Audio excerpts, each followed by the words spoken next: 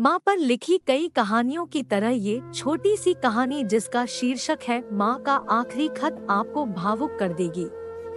इस कहानी को सुनने के बाद आप अगर माँ से नाराज भी है तो ज्यादा देर तक नाराज नहीं रह पाएंगे। आइए सुनते है कहानी माँ का आखिरी खत। वीडियो अच्छा लगे तो हमारे चैनल को लाइक, शेयर, कमेंट और सब्सक्राइब अवश्य करें। रात के 12 बज चुके थे। माँ कभी दरवाजे की तरफ देखती तो कभी एक नजर घड़ी के तरफ। माँ की आंखों में और चेहरे पर चिंता साफ नजर आ रही थी। थोड़ी ही देर में दरवाजे की घंटी बजी। माँ ने काफी तेजी से दरवाजा खोला और सामने बेटे विक्रम और बहू मान्यता को देखकर पूछा, इतनी देर क्यों हो गई? मैं कब से तुम्हारी राह देख रही थी। माँ, मैं अब छोटा नहीं हूँ, तुम मेरी चिंता मत किया करो।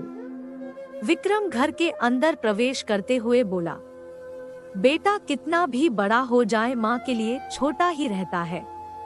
चलो छोड़ो हाथ पैर, धो लो, मैं तुम्हारे लिए खाना लगा देती हूँ। माँ ने दरवाजा बंद करते हुए कहा, मासी हम बाहर से खाना खाकर आए हैं, आप खा लीजिए, हम सोने जा रहे हैं।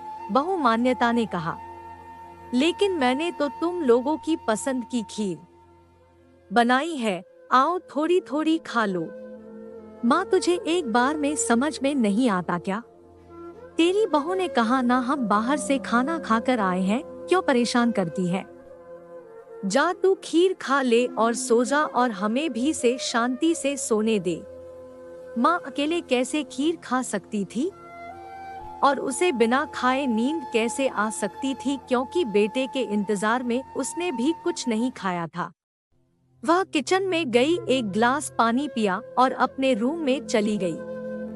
सुबह 10 बजे विक्रम की आंखें खुली। बाजू में मान्यता अभी भी सो रही थी। विक्रम हॉल में आया तो लैपटॉप के पास रखी एक चिट्ठी पर उसके नजर पड़ी। यह चिट्ठी किसकी हो सकती है, यह देखने के लिए उसने चिट्ठी खोल कर पढ़ना शुरू किया।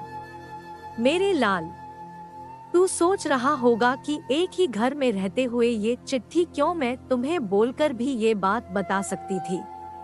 हाँ, बता सकती थी अगर तू मेरी बातें सुनना चाहता तो।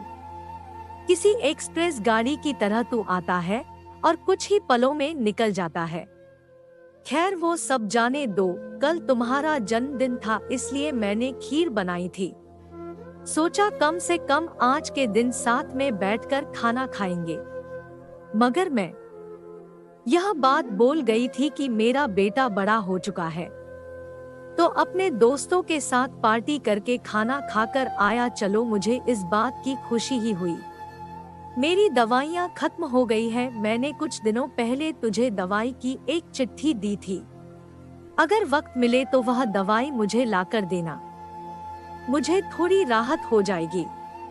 विक्रम को याद आया कि 4-5 दिन पहले माँ ने एक दवाई की चिट्ठी दी थी। उसने अपने ऑफिस के बैग में जाकर उस चिट्ठी को तलाशा और उसे खोल कर देखा।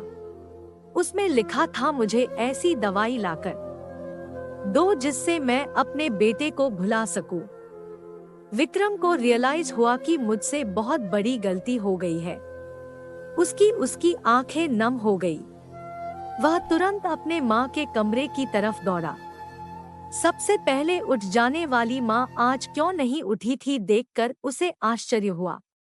उसने माँ को उठाने की काफी कोशिश की, लेकिन माँ एक गहरी नींद में सो चुकी थी। विक्रम के पास फूट फूट कर रोने के अलावा और कोई चारा नहीं बचा। दोस्तों, यह कहने की जरूरत नहीं है कि माँ बाप जीवन में कितने मूल्यवान है। उनके रहते हुए ही उनकी सेवा करो, उनसे प्यार करो। वह चले जाएंगे तो कुछ नहीं कर पाओगे।